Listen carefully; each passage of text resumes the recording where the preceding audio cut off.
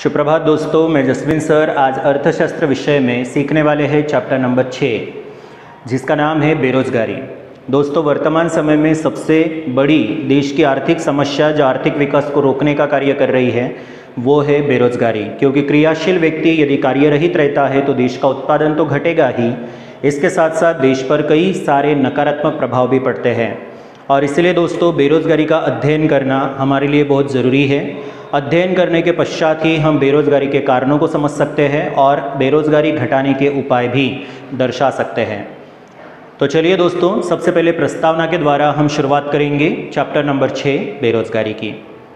वर्तमान समय में अधिकतर देश कई सारी समस्याओं से, जो देश के विकास को रोकने का कार्य करती है, ऐसी कई सारी समस्याओं से जूझ रहे हैं, जैसे कि गरीबी, बेरोजगारी, महंगाई, भ्रष्टाचार, पर्यावरणीय समस्याएं। ऐसी कई सारी समस्याएं विश्व के सामने ही समस्याएं क्रिएट हो रही है और इसीलिए प्रत्येक देश अपने पास रहे हुए संसाधनों का योग्य उपयोग करते हुए कोशिश कर रहे हैं कि किसी भी हद तक देश की समस्याएं जो है उसे घटाएं या उसे संपूर्ण रूप से मिटाएं। लेकिन दोस्तों, देश की बेकारी एक ऐसी समस्या है कि जिसे हम संपूर्ण रूप से मिटा तो नहीं सकते, लेकिन इसके प्रमाण को, इसकी तीव्रता को ज़रूर कम किया जा सकता है।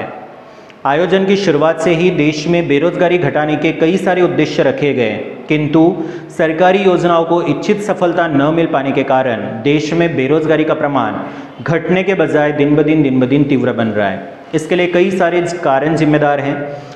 सरकार की योजनाओं का संपूर्ण रूप से अमल न होना, ये भी उतना ही एक खुला सत्य है, जिसके कारण हमारे देश में सरकार के द्वारा जो बेरोजगारी घटाने के उद्देश्य रखे गए, बेरोजगारी घटाने के लिए जो योजनाएं बनी, उनका वास्तविकता में पालन नहीं हुआ और हुआ भी है तो बहुत कम, जिसके कारण देश में बेरोजगारी की समस्या गंभीर स्वरूप धारण कर रही है। आज अर्थतंत्र में दोस्तों बेरोजगार व्यक्ति सम्मानित जीवन नहीं जी पाता। आर्थिक रूप से तो नुकसान है ही, क्योंकि वो देश के उत्पादन में योगदान नहीं दे रहा है, समाज में व्यवस्थित जीवन यापन भी नहीं कर पा रहा है। इसके साथ साथ नैतिक बातों में भी उसका लेवल जो है वो गिर रहा है, और जिससे हम कह सकते हैं कि देश में पाई जाने वाली बेरोजगारी ये समस्या मात्र आर्थिक समस्या ही नहीं है, बल्कि सामाजिक समस्या भी है, राजकीय स्तर की भी समस्या है और नैतिक प्रकार की भी समस्याएं हैं। और यूँ कहे तो हम कह सकते हैं कि देश में जितनी भी बड़ी बड़ी समस्याएं पनप रही हैं, वो सभी समस्याओं की जड़ अगर कोई है तो वो है देश में पाई जाने वाली बेरोजगारी। वर्तमान समय में बेरोजगारी इतनी ज़्यादा है अपने देश में कि जिसके कारण देश में कई सारी असामाजिक प्रवृत्तियाँ और आपराधिक प्रवृत्तियों ने भी जन्म लिया है।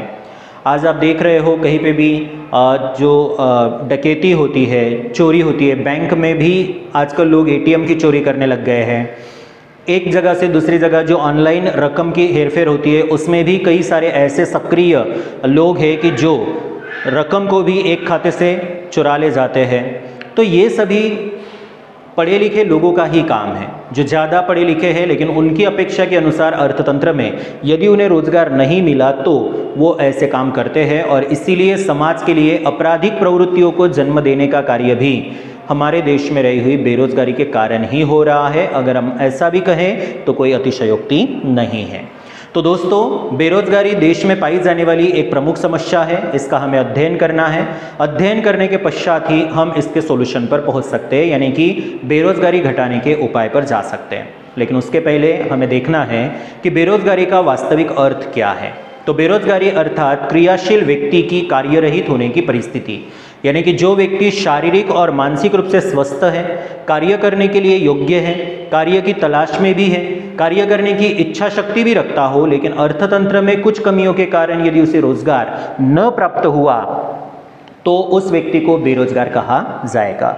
दोस्तों, उत्पादन की प्रक्रिया में उत्पादन के 4 साधन सक्रिय होते हैं: जमीन, श्रम, पूंजी और नियोजक। लेकिन जमीन, पूंजी और नियोजक, इन्हें बेरोजगारी के संदर्भ में अध्ययन नहीं किया जा सकता। इसीलिए मात्र और मात्र श्रम के संदर्भ में रहते हुए ही हम इस पाठ में बेरोजगारी का अध्ययन करेंगे।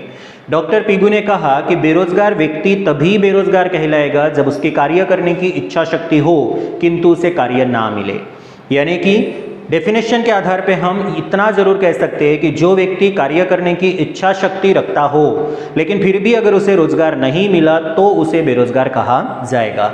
संक्षिप्त में बेरोजगार व्यक्ति अर्थात ऐसा व्यक्ति कि जिसकी प्रवर्तमान वेतन दर पर यानी कि सरकार के नियमों के अनुसार एक दिन का जितना वेतन मिलना चाहिए उतने वेतन पे वो काम करने के लिए तैयार हो, कार्य करने की इच्छा रखता हो, शारीरिक और मानसिक रूप से स्वस्थ हो, लेकिन इसके बावजूद भी व्यक्ति को कार्य न मिले तो उस व्यक्ति को बेरोजगार कहा जाएगा। हमारे देश में दोस्तों बेरोजगार व्यक्ति कई सारी समस्याओं को जन्म देते हैं, इसलिए क्योंकि व्यक्ति को जीवन यापन करने के लिए कुछ चीज़ों की आवश्यकता होती है और उन चीज़ों को खरीदने के लिए रुपयों की ज़रूरत होती है। अगर व्यक्ति बेरोजगार है तो उन चीज़ों को वो खरीद नहीं पाएंगे, लेकिन आवश्यकता तो ऐसी है कि जो करनी ही पड़ेगी पूर्ण, और इसीलिए आवश्यकताओं को पूर्ण करने हेतु जब इनकम नहीं आ रही है तो फिर वो कुछ अलग रास्ते अपनाते हैं, कुछ गलत तरीके से भी इनकम अर्निंग करते हैं और जिससे वो जीवन यापन करते हैं। लेकिन वो जो गलत तरीके अपनाते हैं वो समाज में आपराधिक प्रवृत्तियाँ होती है। यदि हमें उन आपराधिक प्रवृत्तियों को दूर करना हो तो उसका एकमात्र सॉल्यूशन यही है कि देश में रहे हुए सभी लोगों को, चाहे छोटा बड़ा ही काम क्यों ना हो, लेकिन उन्हें रोजगार प्रदान किया जाए। चलिए दोस्तों, अब बढ़ते हैं बेरोजगारी के अर्थ में अनिवार्य बेकारी और स्वैच्छिक बेकारी। नाम के आधार पर चलिए तो अनिवार्य बेकारी यानी कि ऐसी बेकारी कि जिसमें व्यक्ति की कार्य करने की इच्छा शक्ति तैयारी होने के बावजूद भी उस व्यक्ति को कार्य न मिले तो वो व्यक्ति अनिवार्य रूप से बेरोजगार है, ऐसा कहा जाएगा। हमारे देश में जो बेरोजगारी जो गहन समस्या क्रिएट कर रही है, जो ज़्यादा समस्याएं क्रिएट करती है, जिनके कारण राजकीय समस्या निर्माण हो रही है, आर्थिक समस्या, सामाजिक समस्या निर्माण हो रही है, वो सभी प्रकार की समस्याओं को निर्माण करने में इस बेरोजगारी का यानी कि अनिवार्य बेरोजगारी का ही हाथ है। क्योंकि अनिवार्य बेरोजगारी में व्यक्ति काम करने के लिए तैयार है, कार्य करने की इच्छा शक्ति भी रखता है, लेकिन फिर भी उसे कार्य नहीं मिलता। वही दोस्तों स्वैच्छिक बेरोजगारी यानी कि व्यक्ति की कार्य करने की इच्छा शक्ति तैयारी नहीं होती और वो यदि बेरोजगार रहता है तो वो स्वैच्छिक रूप से अपनी इच्छा से बेरोजगार हो रहा है, इसीलिए उसे स्वैच्छिक बेरोजगार कहेंगे। स्वैच्छिक बेरोजगार व्यक्ति अर्थतंत्र में समस्याओं को निर्माण नहीं करते, लेकिन अनिवार्य बेरोजगार व्यक्ति जो है उसकी आवश्यकता होती है कि रोजगार उसे चाहिए, लेकिन अर्थतंत्र में कुछ कमियों के कारण उसे रोजगार नहीं मिल पाता, जिस कारण वो व्यक्ति अर्थतंत्र के लिए एक समस्या रूप बनता है। तो दोस्तों, बेरोजगारी का अध्ययन में स्वैच्छिक बेरोजगारी का अध्ययन नहीं किया जाता, बल्कि अनिवार्य बेरोजगारी का अध्ययन किया जाता है। क्योंकि स्वैच्छिक बेरोजगार अपनी इच्छा से बेरोजगार है, वो कार्य करने के लिए रेडी नहीं है। जैसे छोटे बच्चे जो 0 से लेकर 14 वर्ष तक के आते हैं, इन्हें सरकार कार्य करने की अनुमति देता ही नहीं है, तो बेरोजगार व्यक्ति है, लेकिन स्वैच्छिक अपनी इच्छा से, वो अर्थतंत्र के लिए कोई समस्या क्रिएट नहीं करते। 65 साल या उससे अधिक उम्र के व्यक्ति भी अर्थतंत्र के लिए समस्या क्रिएट नहीं करते, क्योंकि उनका समय व्यतीत हो चुका, उन्होंने काम पहले से कर लिया है, अब वो आराम से बैठकर ही अपना जीवन यापन कर सकते हैं, क्योंकि शारीरिक और मानसिक स्थिति उनकी कार्य करने की नहीं होती। अपाहिज लोग भी स्वैच्छिक बेरोजगार में आते हैं, क्योंकि ये भी शारीरिक और मानसिक रूप से स्वस्थ न होने के कारण कार्य करने के लिए योग्य नहीं माने जाते। हालांकि वर्तमान समय में अपाहिज लोगों के लिए भी सरकारी योजनाओं के तहत कुछ कार्य करने की अनुमति मिली है, जिससे आप समाज में देख सकते हो अपाहिज व्यक्ति भी छोटी छोटी दुकानों पर काम कर रहे होते हैं। शारीरिक न हो तो मानसिक कार्य करते हैं, मानसिक न हो तो शारीरिक कार्य करते हैं, ऐसे किसी भी प्रकार का रोजगार प्राप्त कर रहे हैं। किंतु दोस्तों, अपाहिज व्यक्ति, वृद्ध लोग यानी कि जिनकी उम्र 65 साल से अधिक हो गई, और छोटे बच्चे जिनकी उम्र 14 से कम वर्ष की हो, ऐसे व्यक्ति स्वैच्छिक बेरोजगार की श्रेणी में आते हैं। ये अर्थतंत्र के लिए समस्याएं क्रिएट नहीं करते। लेकिन जो अनिवार्य रूप से बेरोजगारी में आते हैं, जिनकी उम्र 15 साल से लेकर 64 साल की हो, जिन्हें काम तो करना है लेकिन अर्थतंत्र में काम की कमी होने के कारण उन्हें कार्य नहीं मिल रहा है, जिसके कारण वो अनिवार्य रूप से बेरोजगार हो रहे, और ऐसे अनिवार्य रूप से बेरोजगार व्यक्ति ही अर्थतंत्र के लिए गंभीर समस्याओं को जन्म देते हैं। तो दोस्तों, बेरोजगारी का अध्ययन हमें श्रम की सक्रिय आपूर्ति के साथ करना है, और श्रम की सक्रिय आपूर्ति में मात्र समावेश होता है 15 से लेकर 64 वर्ष के लोगों का। यानी कि बेरोजगारी का अध्ययन मात्र हम उत्पादक वर्ग के मर्यादा में रहकर ही करेंगे। उत्पादक वर्ग यानी कि ऐसा वर्ग कि जिसकी उम्र 15 साल से लेकर 64 साल के बीच में हो, यानी कि 14 से ज़्यादा और 65 से कम, इस उम्र में आने वाले लोगों का ही अध्ययन हमें बेरोजगारी के संदर्भ में करना है। चलिए दोस्तों, उसके बाद में बढ़ते हैं बेरोजगारी के प्रकार पर। बेरोजगारी के प्रकार जानने से पहले हमें बेरोजगारी के मापदंड, बेरोजगारी के प्रकारों को जानने के लिए बेरोजगारी के मापदंड जो राजकृष्ण समिति ने रिपोर्ट प्रस्तुत की थी 2011-12 में, उसमें 4 मापदंड उन्होंने प्रस्तुत किए, जिसमें सबसे पहला मापदंड है समय। समय के दृष्टिकोण से बेरोजगार किसे कहा जाएगा उसकी चर्चा यहाँ पे करेंगे। फिर दूसरा मापदंड है आय, तीसरा मापदंड है सहमति और चौथा मापदंड है उत्पादकता। तो सबसे पहला हमें देखना है दोस्तों समय। समय के आधार पर बेरोजगार किसे कहा जाएगा। व्यक्ति की कार्य करने की इच्छा शक्ति तैयारी होने के बावजूद भी यदि व्यक्ति को एक सप्ताह में, एक सप्ताह का मतलब 7 दिन यानी कि सरकार के नियमों के अनुसार व्यक्ति एक दिन में 8 घंटा काम करने के लिए बना है, 8 घंटा मात्र। तो 8 घंटे के हिसाब से अगर हम 7 दिन का गिनते हैं तो टोटल वर्किंग आवर्स हो जाता है 56। इस 56 घंटे में से, मतलब एक सप्ताह में जो 56 दिन उसे काम करने, 56 घंटों में से उसे यदि 28 घंटे या उससे कम समय का काम मिला, मतलब वो आधा टाइम काम कर पा रहा है, आधा टाइम काम नहीं कर रहा है, तो ऐसे व्यक्ति की बेरोजगारी की तीव्रता अधिक मानी जाएगी। जिस व्यक्ति की कार्य करने की इच्छा शक्ति है, तैयारी है, लेकिन इसके बावजूद भी व्यक्ति को सप्ताह के 56 घंटे में से मात्र 28 घंटे ही या उससे भी कम समय का काम मिले, तो उस व्यक्ति की बेरोजगारी की तीव्रता अधिक मानी जाएगी।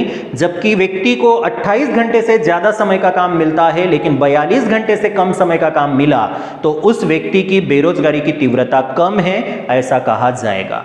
तो जिस व्यक्ति की कार्य करने की क्षमता ज्यादा है वो सप्ताह के 56 घंटे कार्य कर सकता है, लेकिन इसके बावजूद उसे यदि 28 घंटे से कम समय का काम मिला तो वो तीव्र बेरोजगार है, ऐसा माना जाएगा। वही दोस्तों दूसरा मापदंड है आय। व्यक्ति को रोजगार तो प्राप्त होता है, लेकिन रोजगार प्राप्त होने के बावजूद भी व्यक्ति की आय इतनी कम है कि जिससे वो अपने परिवार का पालन पोषण नहीं कर सकता हो, तो वह व्यक्ति आय के दृष्टि से बेरोजगार है, ऐसा कहा जाएगा। अब इसमें एक उदाहरण के द्वारा हम समझ सकते हैं। माना कि किसी व्यक्ति की इनकम 10,000 है, लेकिन परिवार का एक महीने का गुजारा चलाने के लिए उसे 15,000 की जरूरत हो, तो 10,000 रुपया कमाने के बावजूद भी उसके परिवार की सभी आवश्यकताएं पूर्ण नहीं होती, जिसके कारण वो व्यक्ति आय के दृष्टिकोण से बेरोजगार है, ऐसा माना जाएगा। हमारे अर्थतंत्र में ग्रामीण क्षेत्र में इस प्रकार की बेरोजगारी विशेष पैमाने पर देखने को मिलती है, क्योंकि गांव के लोग ज्यादातर कृषि के साथ संलग्न होते हैं, जिसमें बेरोजगारी अधिक पैमाने पर पाई जाती है। काम मिलता भी है लेकिन खेतों में बहुत कम समय का काम मिलता है, जबकि ज़्यादा समय में लोगों को बेरोजगार ही रहना पड़ता है। तो वहाँ लोग आय के दृष्टिकोण से बेरोजगार होते हैं। नंबर 3 है सहमति। व्यक्ति की कार्य करने की क्षमता ज़्यादा हो, किंतु उसकी जितनी क्षमता है कार्य करने की उसके अनुरूप उसे कार्य न मिल रहा हो, तो व्यक्ति सहमति देता है छोटे कार्य करने की ओर। जैसे पढ़े लिखे व्यक्ति जिन्होंने पोस्ट ग्रेजुएट कर लिया, एमकॉम कर लिया, एमए कर लिया, एमएससी कर लिया, लेकिन उनकी योग्यता के अनुरूप उनको यदि काम न मिले, तो फिर वो व्यक्ति ऐसे कार्य की ओर आगे बढ़ते हैं कि जो उनके अपेक्षा से या उनके शैक्षणिक योग्यता के अनुरूप एकदम निम्न दर्जे के हो। जैसे आपने देखा होगा, ग्रेजुएट किया हुआ व्यक्ति, उसकी योग्यता काफ़ी ज़्यादा है, ग्रेजुएट हो चुका है, पोस्ट ग्रेजुएट हो चुका है, लेकिन ऑटो रिक्शा चलाता है। क्यों चलाता है? क्योंकि उसकी भी थोड़ी बहुत प्रॉब्लम है। पढ़ लिख तो ले लिया, लेकिन पढ़ने लिखने के बावजूद भी उसकी योग्यता के अनुरूप अर्थतंत्र में उसे रोजगार नहीं मिल रहा है, जिसके कारण जीवन यापन करने के लिए वो निम्न दर्जे के काम का स्वीकार कर रहा है।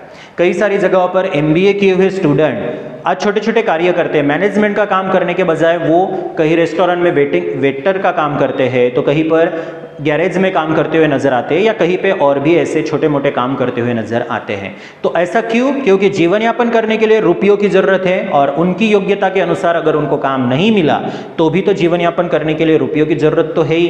तो फिर वो रुपया आएगा कहाँ से? तो फिर वो अपनी योग्यता के अनुसार काम करने के बजाय छोटे मोटे काम करते हैं। अपनी सिटी का अगर हम उदाहरण ले तो यहाँ पे भी आप ऐसे कई लोग देख सकते हो जो पढ़ लिख कर आते तो है, ज़्यादा पढ़ाई लिखाई भी करते हैं, हायर एजुकेशन लेते हैं, 12+ ग्रेजुएशन प्लस पढ़ते हैं, लेकिन यहाँ मार्केट में 8-10 हज़ार की नौकरी कर रहे हैं। तो आपको लगता है कि उनकी योग्यता के अनुसार वो कार्य कर रहे हैं? तो जवाब है नहीं। क्यों ऐसा हो रहा है? क्योंकि जीवन यापन करने के लिए रकम की जरूरत है, और अगर उनकी योग्यता के अनुसार काम नहीं मिला तो एकमात्र रास्ता यही बचता है कि सहमति दे देना, यानी कि सहमत हो जाते हैं वो छोटे कार्य करने की ओर।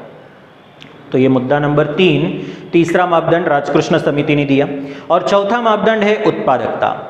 जिस श्रमिक की उत्पादकता जितनी है उससे यदि उसे निम्न उत्पादकता वाला कार्य करने के लिए स्वीकार करना पड़े या सहमति देनी पड़े तो वो उत्पादकता के दृष्टिकोण से बेरोजगार है ऐसा माना जाएगा। जैसे मानो कि कोई श्रमिक ऐसा है कि जो पूरा दिन मेहनत करके 100 वस्तु बना सकता हो, लेकिन उसे अर्थतंत्र में मात्र 25 या 50 वस्तु बनाने की ही अनुमति मिली या उसे 50 वस्तु ही बनाने का कार्य मिल रहा है, तो वो उत्पादकता के दृष्टिकोण से बेरोजगार व्यक्ति माना जाएगा, क्योंकि उसकी उत्पादकता की क्षमता 100 वस्तु की है लेकिन वो मात्र 50 वस्तु या 25 वस्तु ही बना पा रहा है। तो दोस्तों ये 4 मापदंड जो बेरोजगारी के हैं, बेरोजगारी के प्रकार जानने के लिए उपयोगी है। ये मापदंड 2011-12 में राजकृष्ण समिति रिपोर्ट ने प्रस्तुत किए और इसके आधार पर बेरोजगारी के प्रकारों को हम मुख्य रूप से 2 हिस्सों में बांट सकते हैं। एक है विकसित देशों में पाई जाने वाली बेकारी और दूसरी है विकासशील देशों में पाई जाने वाली बेकारी। तो सबसे पहले देखते हैं दोस्तों विकसित देशों में पाई जाने वाली बेकारी। विकसित देशों में पाई जाने वाली बेकारी का मुख्य कारण है मांग में होने वाला परिवर्तन। यदि अर्थतंत्र में वस्तुओं की मांग में परिवर्तन आए और वो परिवर्तन वस्तु की मांग को यदि घटाने वाला साबित हो, यानी कि वस्तु की मांग यदि घट रही हो, तो विकसित देशों में उत्पादन का प्रमाण घटेगा और जिसके कारण उत्पादन की प्रक्रिया में लगे हुए साधन, जमीन, श्रम, पूंजी और नियोजक बेरोजगार बनते हैं, जिससे बेरोजगारी का सर्जन होता है। किंतु हमें विशेष रूप से याद रखना है विकसित देशों में पाई जाने वाली बेरोजगारी का समयावधि बहुत ही कम रहता है। यानी कि अगर बेरोजगार दिखते भी है विकसित देशों में, लेकिन वहां पे 1 महीने, 2 महीने, ज्यादा से ज्यादा 3 महीने के लिए लोग बेरोजगार दिखेंगे, उससे अधिक समय के लिए लोग बेरोजगार नहीं होते। किंतु दोस्तों विकासशील देशों की अगर हम बेरोजगारी देखेंगे तो विकासशील देशों में पाई जाने वाली बेरोजगारी लंबी अवधि के लिए होती है।